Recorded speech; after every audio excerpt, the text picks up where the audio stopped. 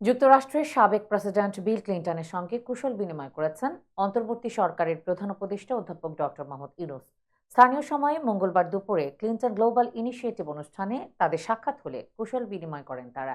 এ সময় প্রধান উপদেষ্টা জুলাই বিপ্লব চলাকালীন ও এরপরে বাংলাদেশি শিক্ষার্থীদের আঁকা দেয়ালচিত্রের ছবি সম্বলিত দ্য আর্ট অব ট্রায়াম্ফ শীর্ষক আর্ট বুক বিল ক্লিন্টনকে উপহার দেন। পরে ক্লিন্টন গ্লোবাল ইনিশিয়েটিভে বক্তব্য দেন ডক্টর ইউনূস।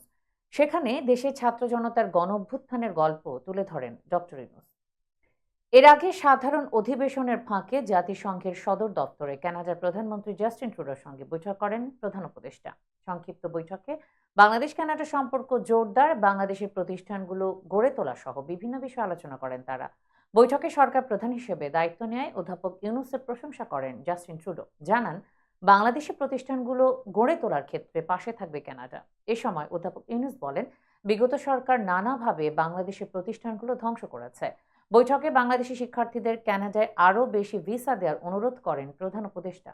প্রতিবেদনটি পাঠিয়েছেন millennium TV representative Greg Merchant এবং রোজলিন।